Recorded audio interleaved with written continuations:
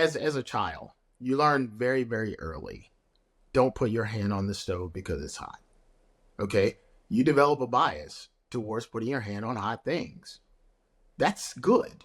There is that innate thing that is in us, that's born in us to protect ourselves. That type of bias, there's nothing wrong with that. The problem is when that bias is led by fear, it's led by inaccurate understanding of individuals or cultures or things like that. And that is what leads to the bad side of things. AI is being used for scripting, for shooting and producing movies. AI is being used for everything. Hollywood production is being transformed by artificial intelligence. Hello and welcome to the Curious Refuge Podcast. Our guest today is one of the most accomplished people we've ever had the pleasure of chatting with on the podcast. Renard Jenkins is a senior executive in Hollywood and is currently the president of the Society of Motion Picture and Television Engineers. And he's also on the board of the Hollywood Professional Association. Renard has 2 Emmys and a Peabody, among other awards, and was named the Television Academy's Innovator of the Year in 2017. Renard has worked in various leadership capacities around the industry, ranging from Senior Vice President of Integration and Creative Technology at Warner Brothers, all the way to VP of Operations, Engineering, and Distribution at PBS. He also holds degrees and certifications in various executive and technological fields from schools like MIT, UC Berkeley, Cornell, and Florida State. And we had the pleasure of meeting Renard in person for the first time at the Infinity Festival out in Hollywood, where we had a fascinating conversation about the ethics of AI. I'm going to catch my breath. Wow, so many awesome accomplishments. Renard, thank you so much for joining us on the podcast. Well, thank you, Caleb, and thank you, Shelby. You guys make me feel like I'm special. I always think that I'm only special to my mom. So thank you very much for that. I'm really happy to be here. This is such a cool podcast, and the things that you guys are doing and getting people excited about all of this. So yeah, glad to be here. We were just so curious if we could just start things off by you just giving us a quick little background and what led you to be where you are today in the industry. Oh my gosh, that wouldn't be little, but yeah, I mean, look, I started out university. A lot of people know my story. I started out university as a marine biology major, which is why we were talking about the fish behind my head and so forth. I love the ocean. I love everything about the ocean. And I've just been curious about it my entire life. So I was always a scientist, but I was also a kid who had a camera in his hand the entire time. And so when I went to university, my senior year, I switched my majors, and I switched from being the guy who, just happened to have a camera when we did any of our dives or any of our experiments in the lab, to the guy who wanted to actually tell stories and tell stories about marine biology and tell stories about, just the stories that were in my head. So I switched and got involved. Then I started in radio, actually.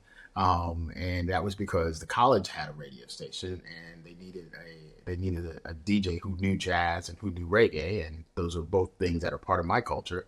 My father being Jamaican and my mother being Senegalese. And so I just joined the radio station and I started doing that stuff. And then my professor, he knew some folks in the film industry. And he got me involved, and so I got to run around on some really cool, pretty popular shows, and on their sets that were filming in the area, and so that's how my real foot in the door was running around as an unpaid, uncredited PA on a film set, and people being nice to me, and wanting me to learn and wanting to show me what they did because they were proud of what they did. So I did that, and then at some point you have to have benefits, and you need health care because when I was coming up, you couldn't stay on your parents' health care, until you were 26. You 21, you're out the door. Figure it out on your own. So I got recruited into a broadcast job, and I never really thought that I wanted to do broadcast. And I kept telling myself, I'll do broadcasts for 2 years, and I'll go off and do some stuff. But I always kept freelancing on the film side in the background. And then I had this incredible love for animation that's always been there, whether I was doing flip books or whether I was doing stop action with my film camera, just to, with a 36 frame roll of film, just taking pictures of my Matchbox and Hot Wheels cars as I was moving them around. I was always just fascinated by the idea. And then claymation became big. And so that's what I started doing. I started playing around with stop action with claymation. It was horrible. It was the worst you've ever seen in your life. But I was happy, I was happy playing around with it, and it was cool. And so I started doing that, and I always kept it in the background, no matter what job I had. I looked at, everybody goes, wow, you've had such an amazing career. But to be honest, I was looking at those sort of those moves with all these large companies and these large organizations. I was looking at those as, jobs. Those were ways to pay for me to do the stuff that I actually enjoy and love, which happens to be, visual arts, and it happens to be filmmaking and animation, writing, and then on top of that, I just really, really, really love technology. And so part of my degree was on that side of the world. I have one of those brains that they say you're truly left and right. I love math, but I also love the art. And I if I was to describe all the things I love, it's probably kind of like a smoother, more version of steampunk. I love gears. I love all those kinds of things, but then I want to make it like really smooth and cool looking. I don't just want it to be industrial, sort of like a modern slick steampunk type thing, So that's kind of like, that's me. That's what I enjoy, the tech behind all this stuff, and I enjoy learning about it. That's what was so cool about meeting you and Shelby, Caleb. It was like, you guys, I was like, oh, I met more people from my tribe. They love the art, but they do love the tech too. So yeah, so that's me, man. And look, I tell people all the time, I'm truly blessed, man. I had a blessed career. I've been able to work for some of the coolest companies. I grew up loving, Looney Tunes and all that kind of stuff. And I got to work with, the folks that were the head of animation for Warner Brothers, and the head of animation for Hanna-Barbera UK, and Cartoon Network and all this stuff. I got to work with those folks. And then I got to be at the beginning of Cartoon Network when I was working for Turner earlier in my career, when they were just starting, man. So there are a lot of people who are really big in the animation world right now who I remember them just walking down the hallways of the old Turner campus, as they were figuring things out. So yeah, that's me. I've gotten here and I enjoy it, and I love it, and I love what you guys are doing too. I love seeing Caleb's head pop up with some new AI thing on, every week. It's like, oh, look, now he looks like Cary Grant. Oh, wait, now he looks like, some old Hollywood star like guy, with all this AI stuff. So it's always hilarious. Oh, thank you so much. Yeah, I feel like that might be the funnest part of putting those film news segments together, is figuring out what silly thumbnail we're gonna do. Yeah, when it pops up and it pops up and you see the little bell, you're like, oh, look, here comes Caleb and Shelby again. It's too fun. Well, it's interesting because with everything you're saying, it sounds like you've always been incredibly curious. Exploring claymation, exploring animation, just like constantly innovating and being curious. Have you found that with AI and the new tools and the technology coming out with AI, like, are you finding that it's inspiring that kid again, that curiosity within you? I define myself as a curious engineer second and a creative first. So I'm glad you picked up on that. Yes, I am very, very curious. Trust me, it would drive my mother crazy. I'm the kid that would never stop asking why. I mean, she could give me the answer and I wanted to know more. And so she bought like, they used to, like, when I was growing up, way back when, they used to sell encyclopedias. And so they would go door to door. My mother bought like a set of encyclopedias just to shut me up. She was like, if I could just give him something that will answer the why, just go over there and read that.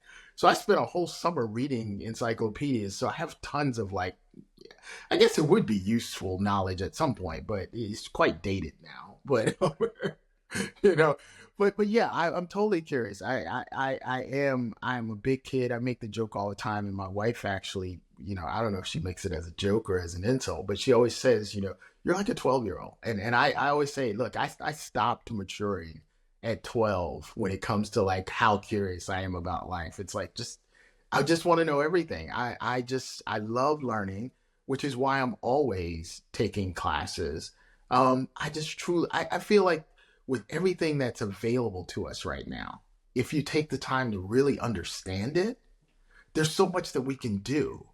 And I also think that sort of helps me not to be fearful of what is happening and what's being developed, because I'm paying attention to, like, how it's being developed, and what is a part of all of this. I started back with machine learning and deep learning back in like 2005, and I was heading up a project, and the project was to make, sort of make the workplace more efficient.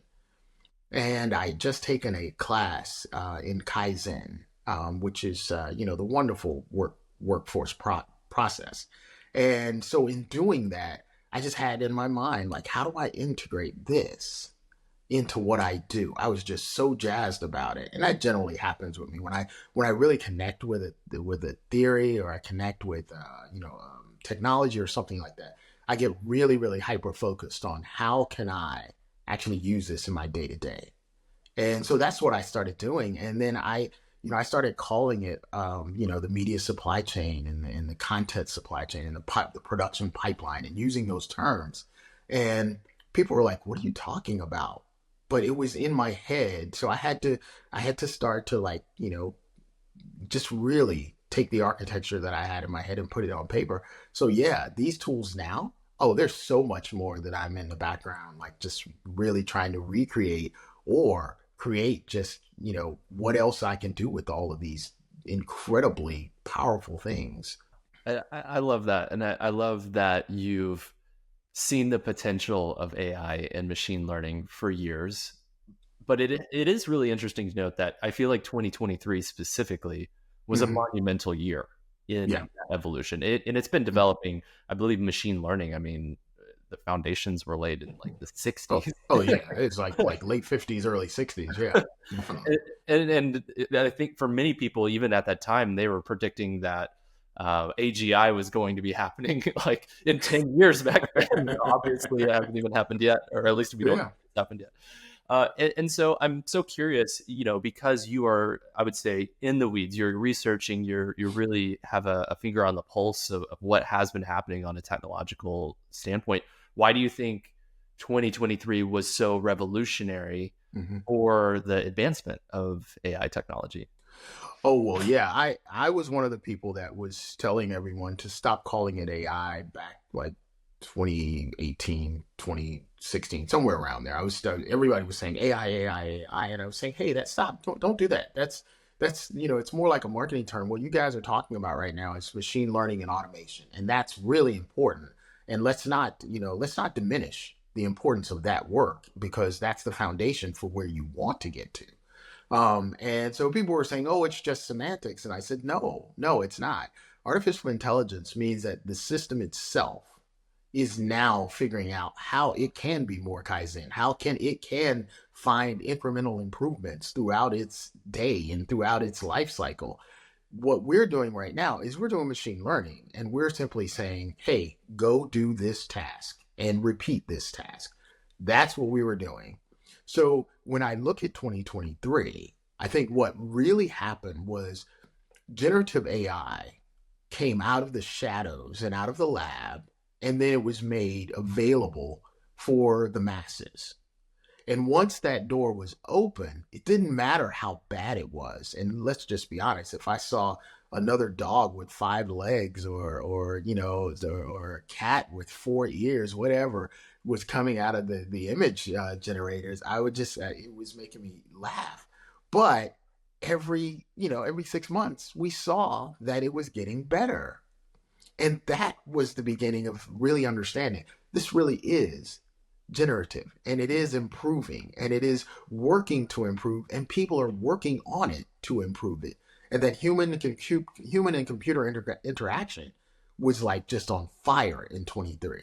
And I'm going to tell you, while I think 23 was a good year for this, I think 24 is going to be the year where it really stands and it's maturing. And this is going to be, 2024 is going to be the year where if you are not on board with what's happening, you are going to really feel left behind, because it's everywhere. And I know that there are still people who turn Siri off on their phone, who turn GPS off on their phone, who don't want to have anything to do with this. And I can understand that. The feeling of, hey, there's an invasion of privacy or something like that. I totally understand that. However, the world around you is embracing this at just, breakneck speed right now. So I am like, I'm very bullish on what 2024 is going to have for us. I do believe that there will sort of be a bit of a plateau coming for us in 2025. I think at that point, it's Gardner calls it, the hype cycle, which is where we are right now. But then there is the trough of disillusionment that follows. And I think that's when we will see what is going to last and what is going to sort of go by the wayside. Right now, everybody's just really excited about it. They're putting a lot of time and effort into it. And that's great, because that's going to lead us to some really cool stuff. So yeah, I really think that getting it in the hands of the masses, making it easy for people to play, those were the keys to what sparked 2023. But what sustained it was the fact that there were artists who actually understood that these are tools, and this is not something to fear. And there were artists who got on board and said, let me play with this and show you what we can really do, Yeah. So yeah, that's my theory on it. Yeah, I love that. And it's funny thinking about the hype cycle and, where we're at with AI. I read a report this morning that said, I believe it was Anthropic is evaluated at something like 140 times its annual revenue now. And that's just ridiculous, evaluations, because so many people, we can imagine what the future might be with these tools, but we truly are figuring that out right now in real time. And oh my gosh, yes. and then I know you read about Nvidia like topping Amazon in stocks as well. Yeah. That was the other thing I read this morning. I was like, are you serious? Amazon is no longer Big Brother. Now it's Nvidia. What's going on here? Absolutely wild. And I mean, it's funny though, because we were together all talking on that panel at Infinity Fest, and Nvidia right before us was showcasing some of the technology that they are working through, and it really does feel like magic. It does. But I always tell people, don't say the magic word. Don't do that, because then people start really getting fearful. It's just statistics, probability, and mathematics. That's all it is. And there's a human telling it what to do. Now, what it decides to do with all that information afterwards, yes, it can get a little, black boxes, if you want to use that as a term. But the fun of it is that there's still input, and there's still humans, and there's still cool stuff. But yeah, when you say magic, you know what happens, Taylor. You know. People start coming up with crazy stuff when you say magic. It wasn't magic, but I tell you what it was. It was Taekwondo, like karate training, because what it actually did was train an AI model to learn how to be a samurai. It was the specific mode that we saw, which was very cool. That was really cool. Wasn't it based on like one input of footage or something? And it was training it? I don't know. Maybe something like that. Like they trained it on maybe like 10 minutes of reference footage, perhaps. Yes. Or something like that. And then it was able to mimic what the human was doing from the reference footage. So yeah, there's a lot of cool stuff that's happening. I mean, really, there's a lot of cool stuff that's happening. I mean, people are not paying as much attention to Canva as they are to all these other apps, but Canva is so much fun. It's so That fun. is so, isn't it? Use it for Shelby, everything. I gotta tell you, Shelby, I enjoy Canva because, and yes, I play around with Midjourney and you know, and Stable Diffusion, all those others, but for some reason, Canva just feels intuitive. Mm-hmm. You know, and it's not like the UI is really any different from the others, but it feels intuitive. And you know, and of course the Adobe products. I mean, look, Adobe's on fire. If people aren't really paying attention to what Adobe's doing, then you are really missing the boat because they are on fire. And no pun intended with Firefly, but they really are on fire with everything that they're doing. I mean, it's one of those things that you can watch and you say, wow, this is really cool. And then you know, then they're the you know, sort of the old guard with IBM and Microsoft. There's a lot of work being done. There's a lot of work. Copilot is fun, you know, if you do a lot of spreadsheets and all that kind of stuff. And I do a lot of, you know, pretty much the entire O365. I work within that space. And I can tell you, playing around with Copilot has been fun too. And I love the fact that it learns like my cadence of speaking. So it's suggesting what I probably would say. So I've enjoyed that part of Word. It's pretty cool. But there's simple little things like that are making huge differences. And it's not just all of the big stuff, you know? And I was having a friendly debate with a friend of mine last week before last. And we were talking about what we thought was going on with AI and where it was going to go. And we were saying, yeah, you know, both of us agree that sometimes, you know, organizations don't really fully prepare for these kinds of changes, you know, and a lot of them don't prepare because they're not aware of everything that it takes to actually make this kind of change. So they fail, but they don't fail fast. They fail over time with you know, with unwise decisions. And we were talking about that, and I said, yeah, you know, that does happen a lot. But what I can say is that, you know, I think this is either going to be, and I use the term and/or. I said it's going to be a help and or a constant companion. And he said, no, I would remove the or. I think it is going to be a constant companion. And I said, well, okay, I hear you. But what do we do with those people that are, you know, just really not going to get on board with using this, you know? So I said, we can never be 100% on it being a constant companion.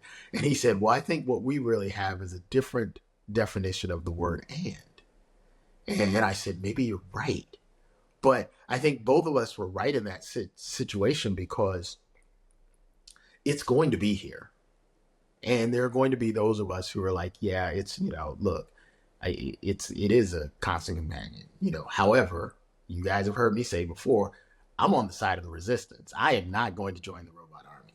I am going to be the person that is like, hey, you know, I want to help and figure out how this stuff can work, but I also want to help and make sure that we have controls over all this stuff, you know, that we have a lot of controls over all this stuff, and that we do put some guidelines and some standards and policies in place to make sure that it is being used in a fair and equitable manner across the map. I think if we let any tech just go, it can get bad. And a tech that is this powerful with, you know, with the wrong people at the controls, it can go south and not be really a really cool thing for us. But so yeah, I that's just me. I want to be involved in those things. I enjoy the work that I'm doing for the TV Academy and for, you know, for SMPTE and go attending all these copyright meetings and all this kind of fun stuff. That may be fun for me. It's not fun for everybody. But, yeah. 4-hour meetings may not be fun for everybody, but when it's a subject that I love, I can get into it. But when it's a subject that I don't love, you can be assured I'm the kid who's pasted eyeballs on his eyes while he's sleeping. I'm curious to backtrack a little bit with what you're saying. Sounds like you really have the opportunity to be this person in a room who's like, when someone's saying, oh, it's magic and we don't know what's happening within that, you get to kind of help be that person to bring reason, to bring logic, to tell people like, hey, don't be fearful. Have you seen people respond well to that? And have you seen people like shift towards AI? And also like how do you encourage those people who are still kind of traditional filmmakers who are really afraid of how things are changing right now? That's a good question, Shelby. I actually did have someone, after I gave a primer, I gave an AI primer to some folks who they're on the artist side of the world. I did have someone come to me and they said, the way that you explain it and the way that you make it very simple for us to understand this complex terms and all this stuff that's happening. It did make me feel more comfortable, but it seems like you're very into it. You're very much into it. And I said, well, I am. But remember, as I introduced myself, I said, I'm a creative first. So for me, I look at it as this is another tool, and you guys know, we showed the video of Photoshop and what people were saying about Photoshop, and being that my first artist tool beyond a pencil and crayon was a camera, that resonated with me when you guys said, hey, let's use this video as part of our panel. And I was like, wow, I never saw that video. This is really cool. But it hit on all the things that we're hearing today. And so I try to be that person who kind of gets everyone to sort of, bring the temperature down a little bit and then explain to them how they can use it and how it can be of help to them. And if I can get them to understand how it can be of help to them and then show them something really cool and really short, something really short that they can do, whether it's just, hey, just type this in or speak this into my phone and watch what happens. One of the image generators that's on Hugging Face, that helps, like, I'm a huge graphic novel and comic book fan. And so you can create your little comic panels by using it. And I don't want to say the name wrong. I forgot. I know it's image something, but I forgot the name of it. But I will use that every now and then. Like, I have it bookmarked and I will use it every now and then to say, hey, what's your favorite comic book? And they tell me, and I will say, hey, what would you like for that comic character to do? Or what would you like to, a character? Would you like to create your own character? And then I would say, okay, just be really descriptive and speak into my phone what it is that you want your character to look like. And they will speak into the phone. And, I'll say, okay, give me, 60 or, 90 seconds or whatever, because I'm using the free version. It takes a moment. And it will generate something that has a lot of the characteristics that they've said. And I think that is just one of those sort of icebreakers that get people to say, oh, wow. And so I use it and I say, look, this isn't trying to replace you. But if you're a writer and you have writer's block, isn't it always great when you have something that's like inspirational to you that helps break you out of that writer's block? So, whether you go and you take a walk or you go and you look at family photos or you look at something that breaks you out, this can help you in that same way. It can sort of get you started again, and then you can say, oh, wow, I never thought about it from that angle. Let me take that angle and then use all of my creativity to actually develop what's going to happen next. And so, I try to be, Shelby. So yeah, I want to be that. I want to be that person that helps people embrace this. But like I said, I also know that my responsibility is to be the person that protects and works us through this process in the best way possible. I really want to talk about that role that you just mentioned of you to help us protect ourselves from these new technologies that we're developing, and we can transition to that just in a moment. Yeah. But I have one quick story. So my mother, who is not very tech savvy at all. I love her to death, Donna Ward. She's a saint. But she sent me a message yesterday. Her Valentine's present to her husband, which this will air after Valentine's Day. She used AI to create an impressionist painting of her and her husband together. Very and nice. is going to print it out and give it to her husband, and also used Suno, which is the text to music tool, to write a love song to him. And so she's going to play that when she gives him the painting. Wow. And I just love that story because I feel like it embodies this ethos that you just talked about of how, 2023 was interesting for the tech nerds, 2024 for the mass audiences, and really about how the larger world is going to adopt these tools. That felt like a turning point for me, and it's so similar to that exercise. That's so cool. Yeah, like would never have had on my bingo card that we'd be texting your mom about AI. That was this is so fun. Yeah, and I think she's like, "How can I remove this third arm?" And I was like, "Mom, there's this thing called in painting. We're about to go down a rabbit hole." So good. And also, I've never had so much fun talking to my mom before. She was like, "I'm losing a lot of time. This is like I'm getting lost in the fun of it," and I'm like, "I get that." Yeah, that is so cool. But look, we've seen how addictive a lot of the applications are. When you look at all the social media apps, I mean, they truly are addictive. I will be the first one to tell you, I try to avoid reels and things like that, because once I look at one reel, an hour later, I look through 100 or so of them, because one, they're funny and they're engaging, or even if they're not, I'm sort of like, well, I got to watch to the end because surely this is going to be better than what I'm seeing now. So you get pulled in. And I think that these tools, the way that they are built right now, it's also playing on that same sort of desire for us to have that dopamine rush. It's like, oh, when I type in, more cinematic terms, it's starting to look better. And that's getting closer to what I really want. And so our brain is telling us, like, keep going. Look, this is great. Keep going. You're feeding into me and I'm excited about it. So keep doing it. It can be very addictive once you get people, working in that space. So I really hope that artists, that they really start to understand their role in this. But I think one of the most important things, especially for those of us who are engineers and production technologists and the ones who are really working to create these tools, I think that it's important for us to do what I've coined as inclusive innovation. And inclusive innovation really is there's a whole system of how I've put it together. You have design theory and how design theory works, and a lot of people work in that space. But inclusive innovation makes sure that as engineers and as artists, we're working together to actually create these tools. And it's not an engineer who's sitting in a corner sort of saying, hey, I think I've come up with the best idea for the world. I'm going to kind of put this together.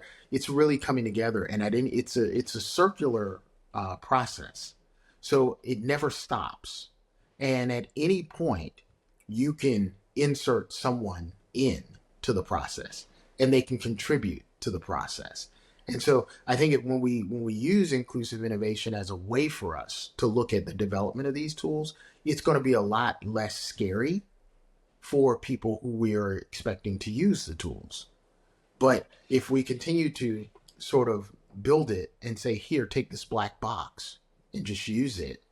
And no, I don't really know what the black box is doing, but you just use it. And it's going to go back to that, what we said about the word magic. People are fearful of that, and so I think inclusive innovation is really the way forward for all of us as we start to developing more tools, as we start to play with more tools, and create with more tools. Yeah, that's so helpful. And I feel like you said something at Infinity Fest that sticks with me. I think about it almost once a day because I feel like it's so profound. I feel really touched about that. And it was specifically a conversation surrounding bias with artificial intelligence. And you said something that completely flipped the script for me. You said, bias is not inherently a bad thing. Mm-hmm. And I was wondering if you could speak to that, because I think that's a very interesting perspective that is very Sure. Yeah. Look, as a child, you learn very, very early, don't put your hand on the stove because it's hot. Okay. You develop a bias towards putting your hand on hot things. That's good. And that helps and that protects us as human beings. So there is that innate thing that is in us, that's born in us to protect ourselves. That type of bias, there's nothing wrong with that.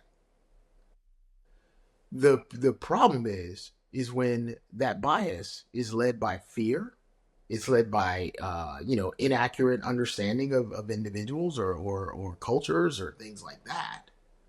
And that is what leads to the bad side of things. Because now you're living out of fear. You're living in a space of not understanding, things that are around you, and not just people, but just, things around you. And that goes for this technology as well. So all of that can actually make its way into the development of a tool. And once it makes its way in, it's very hard to get it out, because you're talking about using large language models that are just millions of lines of data. And within that data, if you have actually inserted that part of you that fears, that part of you that doesn't understand, that part of you that wants to, because of that fear, hold something or someone else down, if that's a part, or you don't want to identify them as a part of the system that you're building, that kind of bias is very, very bad. And we should be fighting against that in everything that we build. And the best way, I believe, for us to do that is through inclusive innovation. Because if your team looks like the world that you intend to serve and to develop these tools for, then they're going to notice when something is biased towards, them or towards others. And so, yes, I believe that bias is not inherently bad. I believe that bias is there to protect us. But I also believe that it can't go into hyper overdrive, because then it's going to harm us.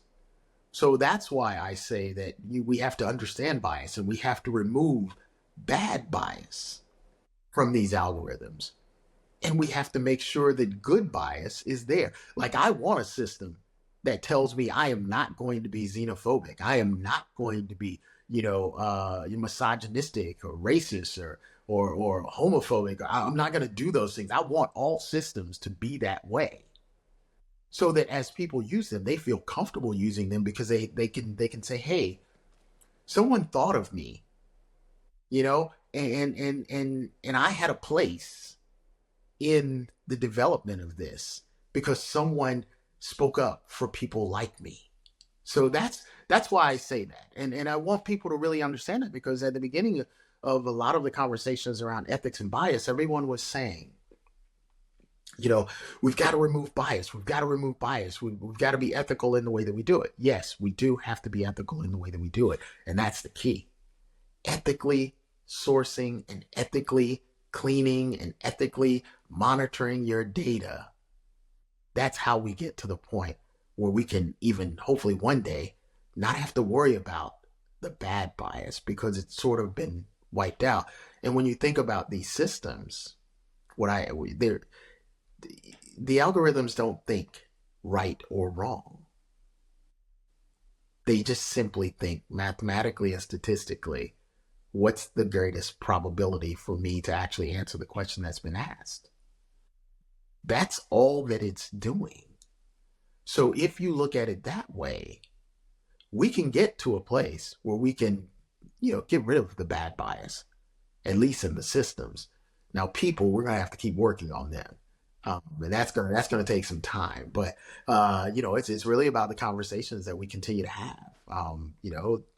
If you make an enemy your friend, they're no longer your enemy, and you do that through understanding, and you do that through conversations. And hopefully these systems can help, because I'm not only looking at these systems for use in media and entertainment, the things that I'm looking at and developing are, tools that I hope will be helpful in healthcare, and tools that I hope will be helpful really in education. So of course I want to make sure that these things don't have a bias, that they don't have a bad bias, that they can actually truly help everyone. That's my goal. Yes. Yeah. Thank you so much for clarifying that. That was Sure. It's so interesting. And I think there's a conversation that I want to have regarding the ethical use in development of artificial intelligence. And there's kind of two news stories to bounce off of here. One is the EU, I believe it was just last week, introduced or finally ratified their first large resolution on artificial intelligence. And there's some really interesting subpoints in there. And the other one is more of an observation, and that is that, I feel like in the United States specifically, it tends to be innovation at all cost as it relates to AI. And it feels like there's this arms race where everyone is just ship it as fast as possible.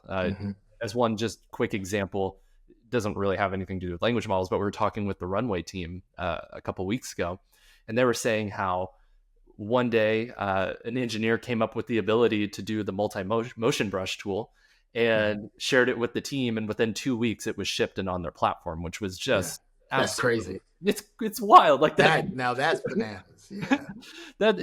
But I feel like that almost highlights some sort of larger conversation where these companies are perhaps looking at ethics and using these tools responsibly as brakes that are getting in the way of their progress. So I'm wondering if you have any thoughts on how to kind of bridge that gap and have those conversations with these companies that are having profound impact in the way in which culture is shaped through the use of their technology. How can we encourage the use of those tools while helping them to stay relevant at the same time? Yeah, that's a really tough one. That is a tough one. But because you like described it perfectly when you use the description of an arms race. I mean, that's really where we are right now. Everybody wants to be at the top of what's happening right now. There's a lot of money being thrown around. So of course everyone's interest, it peaks now because they want to say, hey, I want to figure out how can I get more of this.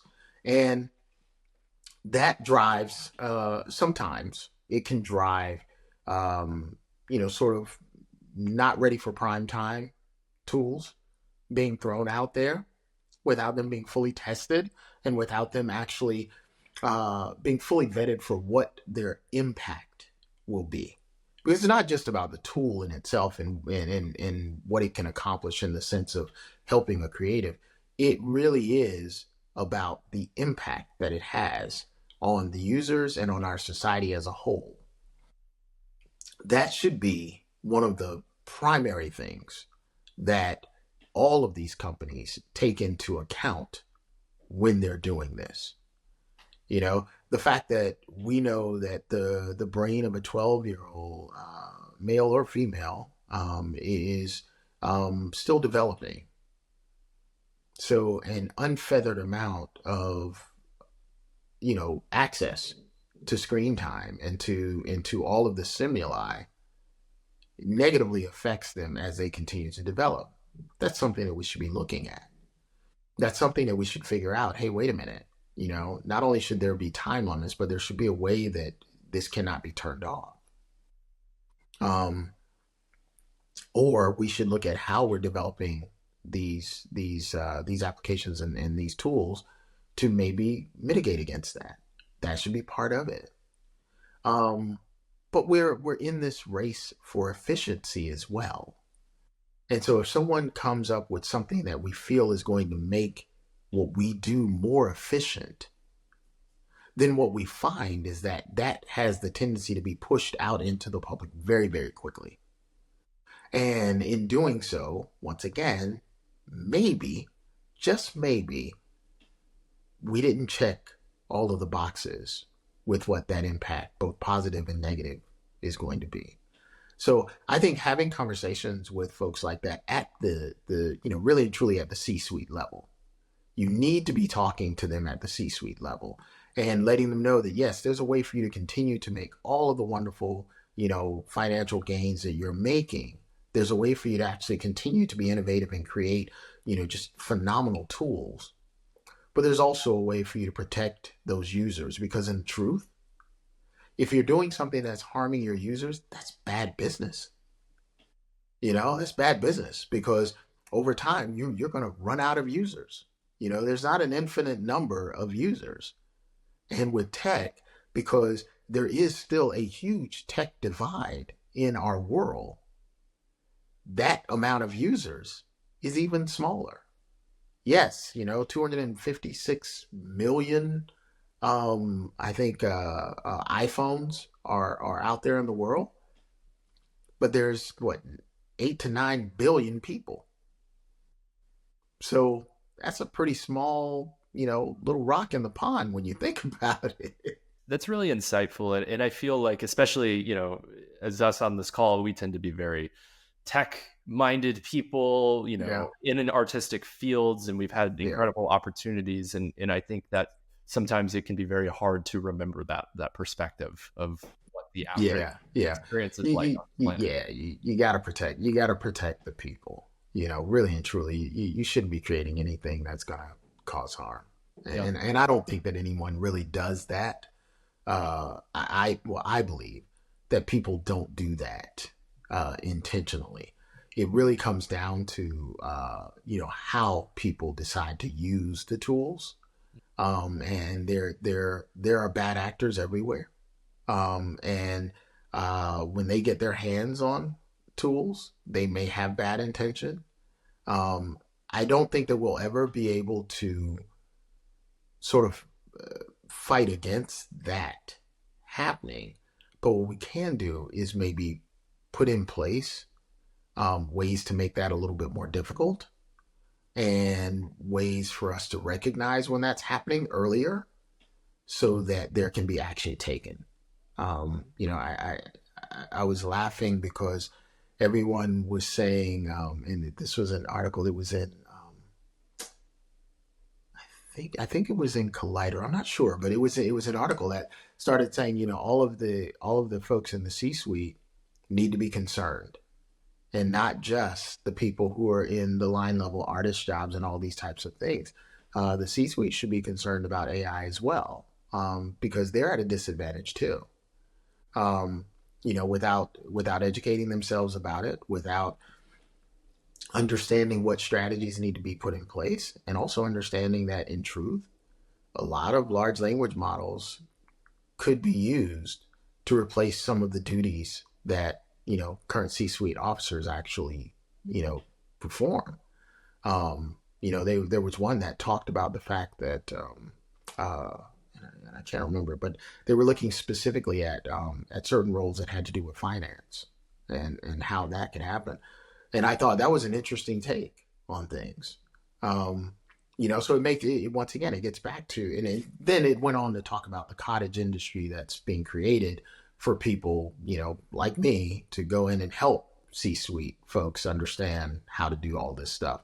But that was, but the thing was that this is why this is happening. And so everybody needs to be educated about this. And the more that you're educated about it, the more that you'll understand when you see something that could actually, go in the wrong direction. And then you have the responsibility to say, okay, let's slow this down. Let's put things back in place where they belong. And let's try and make sure that we're helping and not hurting. I think that's so good. And I love that earlier you brought up Adobe and how innovative they are, and Google as well, just this last month, they released Google Gemini Advanced, and it really is incredible. And it was very funny because I think especially if we're talking about 2023 and some of the innovations that happened, obviously OpenAI and Midjourney and some of these companies that really skyrocketed last year, it felt like from the outside looking in that, Google got caught off guard or Adobe got caught off guard. But I think what ultimately happened is they were having ethical conversations about how they could release it in a way that helps society, as opposed to, look at this incredible thing, we have to get this out right now to seize on this opportunity.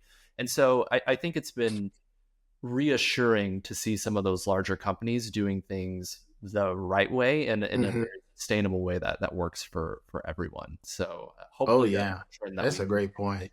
That is a great point. And the fact that Adobe has put in, an ethicist as part of the process, I think that's really good. I haven't paid as much attention to what Google is doing in that space, but I've heard them talk about it. And Nvidia is another company that has been looking at the ethics behind what they're doing for quite some time. Like I had for a while, I had like a bi-monthly call with a few folks from Nvidia for almost 2 years, where we were really just talking about the ethics of artificial intelligence, the ethics of what was being done. That was our main mission in those conversations. We did a session at the HPA, and unfortunately, it was during the time when COVID was just ending. So most of the folks that were there couldn't travel, but all of their input was in the presentation, and a lot of people came up to me afterwards and they said, this is really forward thinking, what you all have been looking at and how you've been approaching this. So I do applaud. I applaud, and I mentioned Adobe because I know what they're doing, because they've shared with me what they're doing. But I don't want to down anyone else's company. I just haven't been engaged with you to understand. So, reach out to me and tell me what you're doing. I want to highlight those folks that are doing good work. I want to make sure that, as I'm writing articles and doing keynotes and things like that, that I do highlight the people who are doing the good work. I'm curious to kind of expand on that, but also shift a little bit. So I was listening to your interview on First in Black, which was so good. And I heard you talk about, first of all, being a night owl, which I resonate with. And it is a struggle to live in a society that prioritizes mornings when you turn on the brain at 10 p.m. But also you mentioned how that's when you start to research and, learn. And so I'm curious, like, where do you begin in researching? Like, where do you start in the evening, and how do you, I don't know, stay inspired? And it's just such an ever evolving industry. So I feel like there's probably so many papers to read constantly. How do you do that? How do you manage Well, I read this newsletter by these two folks called Curious Refuge, and that actually helps me to kind of get started. I do, but seriously, I do make sure that I do read what you guys are putting out. But there are a number of papers that are out there right now. There are a number of little apps that are aggregating, what's happening in the space. So I do spend usually about 2 to 3 hours kind of diving in and reading those. And then I have my Medium feed with the app Medium. I have my Medium feed curated to certain things that really, for me, they help focus on that. Then the other thing is I go old school, and I read like, okay, the technology sections of the LA Times, of the New York, not the Post. I'm not reading the Post, but the New York Times, and the Bay Area Times, San Francisco. I definitely pay attention to what's happening there. And then there are some other ones that really focus on Silicon Valley and what's happening. So those are the things that I read and I research. And that's, for me, that's like, okay, let me read these things as I'm getting ready to go to bed. Because that sort of, it gives me a chance to like digest this information passively as I'm sleeping. And then I'll wake up and I'll go back over them again. But Shelby, if you're like me, I get like 4 hours and then I'm back up. And then I'm back up and I'm reading, and it drives my wife crazy. And I know one of these days she's gonna put me out of the room. But I often get my either my device or I have my little book light, and I'm like reading things. And then about 8:30 in the morning, I'm dead tired and I don't want to get up. Yeah. I feel you. It's a struggle. I'm like, oh, I got to get up and start the day with the regular people. Me and the mole people, we did all this work at night. You know? It's so challenging. Even last night, I just was like, my brain was just on. Like, I just was like, I just got up, just came into this room alone, was like journaling and writing some questions, thinking through our conversation. Like, I don't know, just something happens and it's like, I could be so tired. And then 10 p.m. hits and I'm like, yeah, let's create. Same thing. Same thing. I will struggle through the day. But then around the same time, my brain, it just kicks in. And it is hard for me to go to sleep because it's hard for me to turn it off. I mean, I've talked to people about how do I do this, because I gotta be effective during the day. But luckily, I don't require a lot of sleep at this point in my life. I really do. If I get a good 5 to 6 hours, I'm good, and I'm good for the rest of the day, and I can keep going. Unless, like I said, unless it's like a subject that I'm not interested in, then all of a sudden everything happens and you'll see I'm the kid in the back of the class going to sleep. Well, I have one last kind of larger question before we get to our rapid fire questions at the end. And it's completely unrelated to everything that we've talked about today. So excuse me if this comes out of left field here. But we just saw a news article, I believe it was today or yesterday, that came out that said the Super Bowl was the most watched broadcast in history. And I think 123 million views. Yeah. That's what I was going to say. Yeah. Viewers. Yeah. That's wild. Yeah. Is that more than iPhone owners? What was the?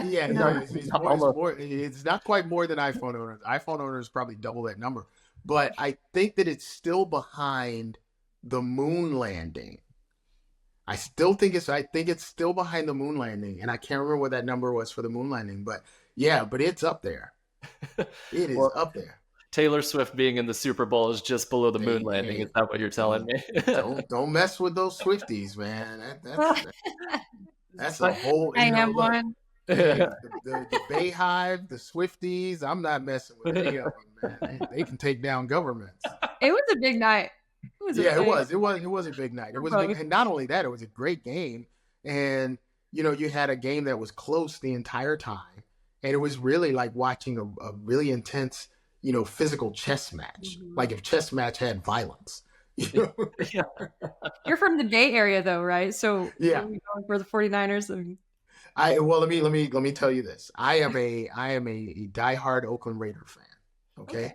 So I had no real dog in that fight because I can't necessarily go across the Bay and root for the Niners. And I can't root for Kansas City because they're in our conference and they are like mortal enemies.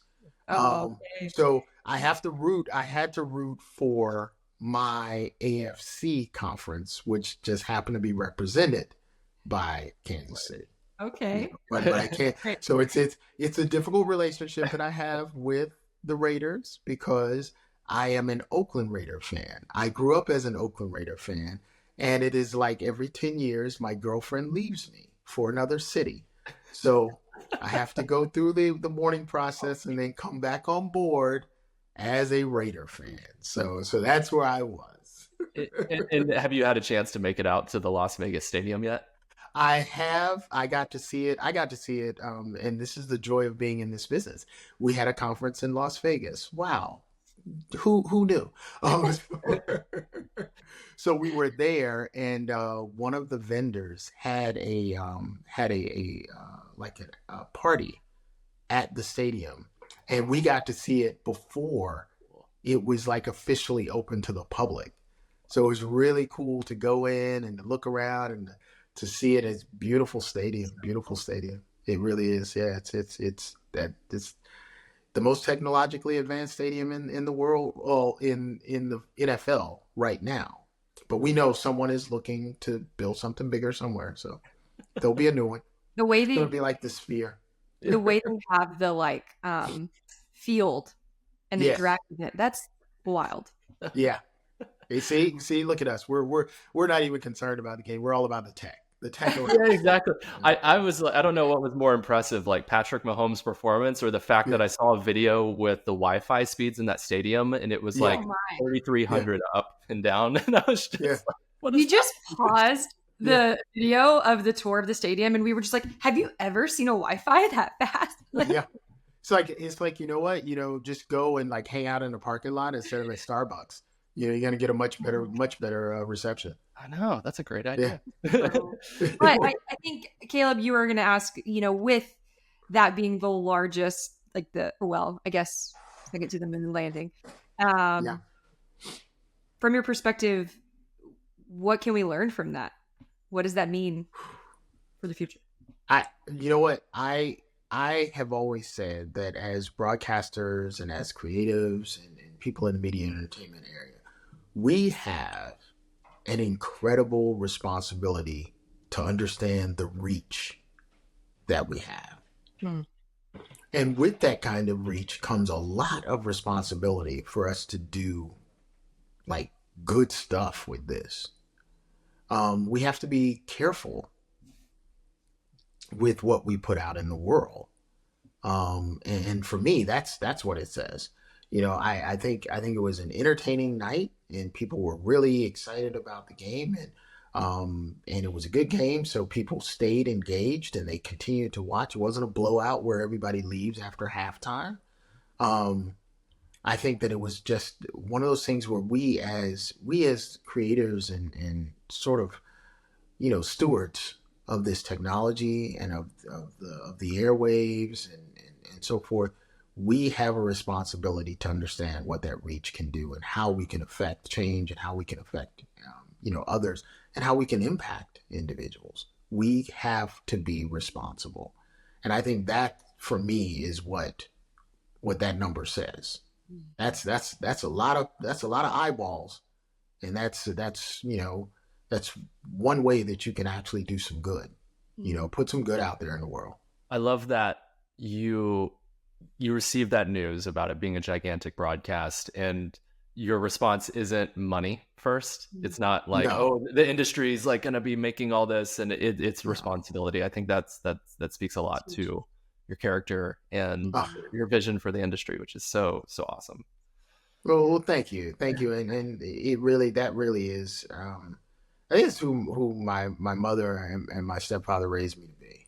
I think that's really, that's just the way I see the world. I am one of those people that believes that, the money part of what we do, it really, that once again, it's like AI, it's a tool.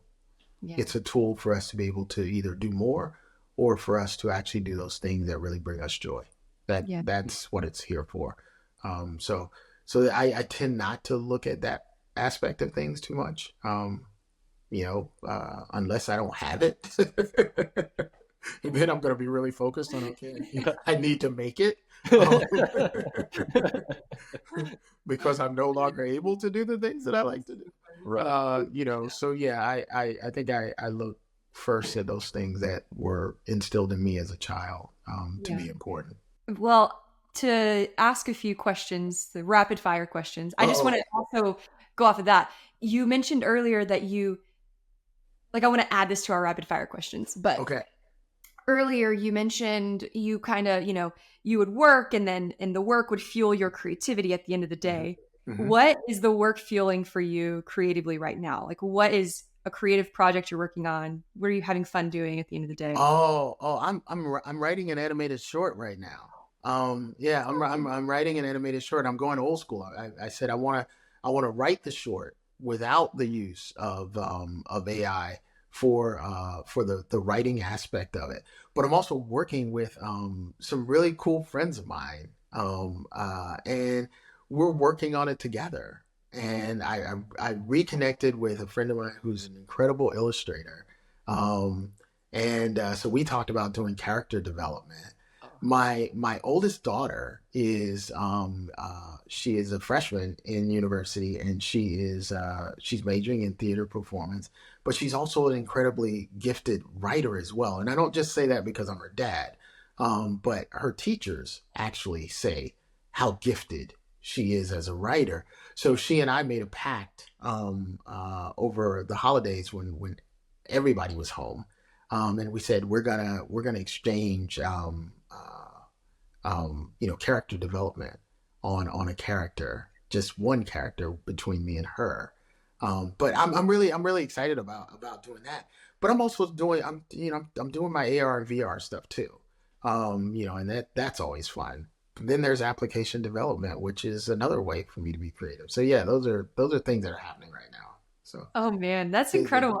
I'm now like, I feel like we need to have a second podcast interview because we didn't even get to have the questions we have for you. But even with everything you say, I'm just like, now I want to talk about that. Like, it's just too fun. You're too awesome. I'm like, how do you stay? No, I think you guys are awesome. I'm so glad that Catherine Brillhart brought us together. I really am. Yes. I'm so glad that she brought us together because I was like, wait a minute, I hadn't heard of Curious Refuge. She's like, no, go here, do this. And then when I did, I'm like, oh man, I gotta be a part of that. So I'm planning my my chance to get in on one of your film courses, so we can have some fun, because I'm looking at all the films that you guys recommend, and The Heist is still my favorite. The one about the bank heist, that's still my favorite. Ike, who is on the Curious Refuge team, creared that bank heist film. And yes, so yes, I connected with Ike. I connected with Ike, and I asked for part two. Oh, I told him, I said I want part two. You can't leave me hanging like this. I got to know what happens.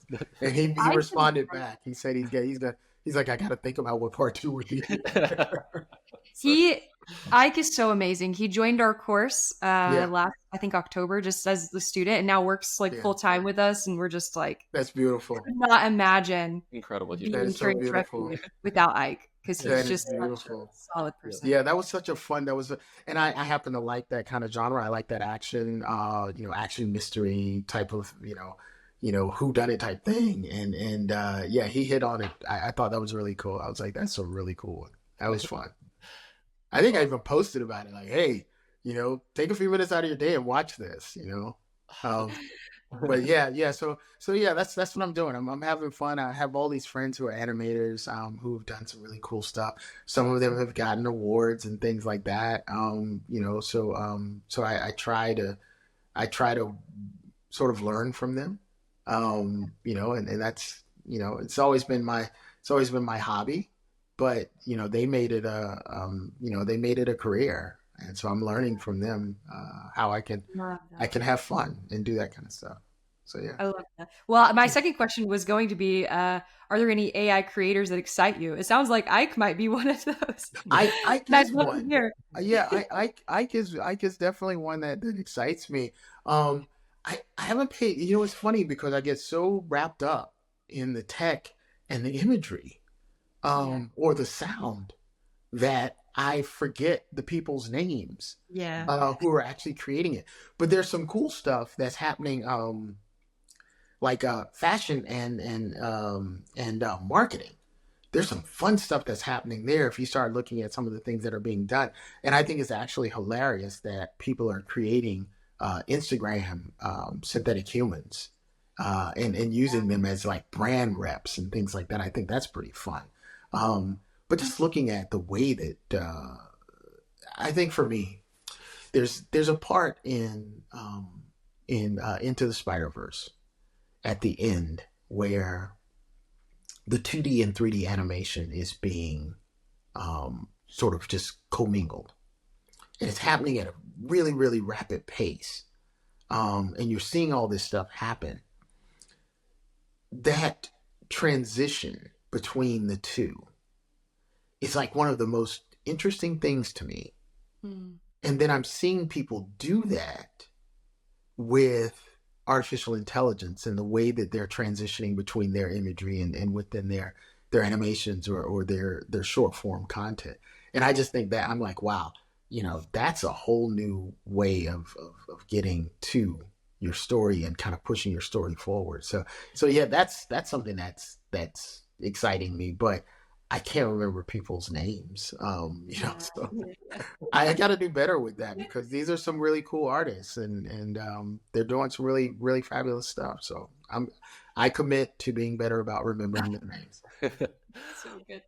Well, maybe one last quick One rapid more. fire question Okay. here. Okay. I have one if it's okay. Go for it. Unless you had one. I wanna hear Favorite graphic novel. Oh, wow. I think the Parker series Okay. of graphic novels would probably be my favorite. That would probably be my favorite series. Because it gets into sort of my love, like I said, for the action genre and sort of has a little bit of the spy thing. But then again, I like the noir type stuff as well. So yeah, I think Parker would probably be my favorite. Like I've read those. I probably read them at least 4 times, even though I know how the story's gonna end. I read those. I just enjoy it. I enjoy it. But then again, like I said, I enjoy a lot of noir type of old school, especially if it has a little bit of old Hollywood in the mix of what they're actually doing. For some reason, that 1960s, 1970s Hollywood sort of mystery type thing piques my interest. That's so great. Well, we'll include links to all those below this video, and we'll probably have to go to Amazon and purchase some of them, get into them ourselves. So thanks for that, Rec. Yeah. Well, Renard, thank you so much for hopping on the podcast and being so generous with your thoughts and with your time. We really appreciate it, and we're just, I guess, just from the community to you, so grateful to have people who are thinking about the ethical and responsible use of these technologies and who can be those advocates to the decision makers at the C-suite. So thank you so much for all the work that you're doing. Oh, well, thank you guys for having me. And like I said, I'm impressed by what you're doing. So continue to do the work that you're doing and to, help grow this community. Teaching people that this is not something to fear and showing them how to use it to create some amazing content. Keep going. Keep going. You're so kind. Thank you so much. Well, I guess we'll see you in Palm Springs in just a few days. That's right. We'll be on the plane. See you soon.